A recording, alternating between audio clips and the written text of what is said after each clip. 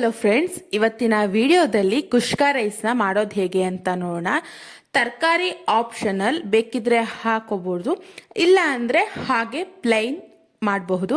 ತುಂಬ ಚೆನ್ನಾಗಿರುತ್ತೆ. ಪರ್ಫೆಕ್ಟ್ ಆದ ಕುಷ್ಕ ರೈಸ್ಗೆ ಬೇಕಾಗಿರುವ ಸಾಮಗ್ರಿ ನೋಡೋಣ. ಅರ್ಧ ಎಲೆಕೋಸು, 3 ಟೊಮೊಟೊ, 3 ಈರುಳ್ಳಿ, ಕೊತ್ತಂಬರಿ ಸೊಪ್ಪು, ಪುದೀನ ಸೊಪ್ಪು, 5 ಹಸಿಮೆಣಸಿನ್ಕಾಯಿ, ಹಾಗೆ ಸ್ವಲ್ಪ ಮೆಂತ್ಯ ಸೊಪ್ಪು, ಸ್ವಲ್ಪ ಮೊಸರು. ನೀವು ನೀರು ಎಷ್ಟು ಬೇಕು ಅಷ್ಟನ್ನು ನೀವು ಕಾಯಿ ರಸ ತಗೊಳ್ಳಿ. ಶುಂಠಿ ಬೆಳ್ಳುಳ್ಳಿ ಪೇಸ್ಟು, ಮಸಾಲೆ ಐಟಮ್ಸು, ಪಲಾವ್ ಎಲೆ, ಚಕ್ಕೆ, ಲವಂಗ, ಏಲಕ್ಕಿ, ಹಾಗೆ 1 ಸ್ಪೂನ್ ಗರಂ ಮಸಾಲ, ಅರ್ಧ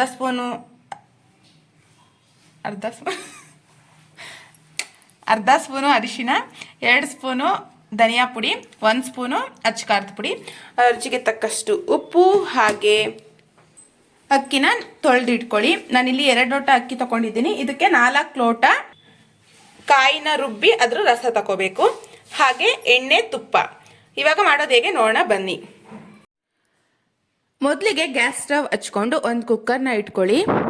ಅದಕ್ಕೆ 2 ಸ್ಪೂನಷ್ಟು ತುಪ್ಪ ಹಾಕಿ, ಅದು ಕಾದ ನಂತರ 2 ಸ್ಪೂನಷ್ಟು ಎಣ್ಣೆ ಹಾಕಿ ಚೆನ್ನಾಗಿ ಕಾದ ನಂತರ ಮಸಾಲೆ ಪದಾರ್ಥ, ಚಕ್ಕೆ, ಲವಂಗ, ಪಲಾವ್ ಎಲೆ ಇದೆಲ್ಲನೂ ಹಾಕಿ ಮಿಕ್ಸ್ ಮಾಡಿ, ಹಸಿಮೆಣಸಿನ್ಕಾಯಿ ಖಾರಕ್ಕೆ ಅನುಗುಣವಾಗಿ ಹಾಕಿ, ನಾನಿಲ್ಲಿ 6 ಹಸಿಮೆಣಸಿನ್ಕಾಯಿ ತಗೊಂಡಿದ್ದೀನಿ.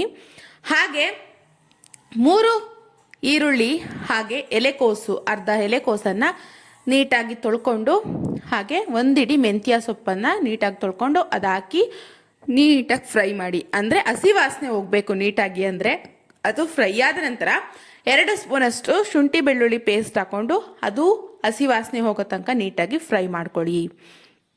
ನಾನಿಲ್ಲಿ ಫಾಸ್ಟಾಗಿ ತೋರಿಸ್ತಾ ಇದ್ದೀನಿ, ಆದರೆ ನಾನು ಮಾಡಿರುವ ಎಲ್ಲ ಇದನ್ನು ವಿಡಿಯೋನ ಕವರ್ ಮಾಡಿದ್ದೀನಿ. ಅದು ನೀಟಾಗಿ ಫ್ರೈ ಆದ ನಂತರ ಅರ್ಧ ಸ್ಪೂನು ಅರಿಶಿನ, ಅಚ್ಚ ಖಾರದ ಪುಡಿ, ಗರಂ ಮಸಾಲ, ಧನಿಯಾ ಪುಡಿ ಇದಿಟ್ಕೊಂಡಿರ್ತೀರಲ್ವ, ಅದು ಹಾಕಿ ಸ್ವಲ್ಪ ಮಿಕ್ಸಪ್ ಮಾಡಿ. ನಂತರ ನೀವು ಕಾಯಿ ರಸ ತೆಗೆದಿಟ್ಕೊಂಡಿರ್ತೀರ ಅಲ್ವಾ, ಆ ಕಾಯಿ ರಸನ ಆ್ಯಡ್ ಮಾಡಬೇಕಾಗತ್ತೆ. ಇಲ್ಲಿ 2 ಲೋಟ ಅಕ್ಕಿಗೆ ನಾವು 1 ಕಾಯಿನ ಯೂಸ್ ಮಾಡ್ತಾ ಇದ್ದೀವಿ. ಆ ಥರ ಮಾಡಿದ್ರೇ ನಿಮಗೆ ಟೇಸ್ಟ್ ಆಗೋದು. ರುಚಿಗೆ ತಕ್ಕಷ್ಟು ಉಪ್ಪು ಹಾಕಿ ನೀಟಾಗಿ ಮಿಕ್ಸಪ್ ಮಾಡ್ಕೊಳ್ಳಿ. ಇವಾಗ ಕಾಯಿ ರಸವನ್ನು ತಗೊಳ್ಳಿ. ಅಂದರೆ 2 ಲೋಟ ಅಕ್ಕಿಗೆ 4 ಲೋಟ ಕಾಯಿ ರಸನ ಹಾಕ್ಕೊಂಡಿದ್ದೀವಿ. 1 ಕಾಯಿನ ನೀಟಾಗಿ ರುಬ್ಬಿ ರಸ ತೆಗೆದಿಟ್ಕೊಂಡಿರೋದು. ಆ ರಸ ಎಲ್ಲ ಚೆನ್ನಾಗಿ ಕುದ್ದ ನಂತರ 2 ಲೋಟ ಅಕ್ಕಿನ ತೊಳೆದು ಇಟ್ಕೊಂಡಿರ್ತೀರ ಅಲ್ವಾ, ಆ ಅಕ್ಕಿ ಹಾಕಿ ಅದು ಸ್ವಲ್ಪ ಕುದಿಯೋದಕ್ಕೆ ಬಿಡಿ.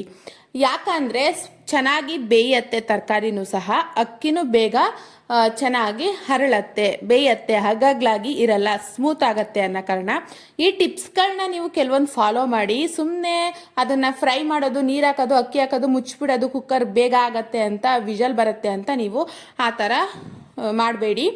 Taste important. ಸೊ ಈ ಥರ ಮೆಥಡಲ್ಲಿ ಮಾಡಿದ್ರೆ ನಿಮಗೆ ತುಂಬ ಚೆನ್ನಾಗಾಗತ್ತೆ.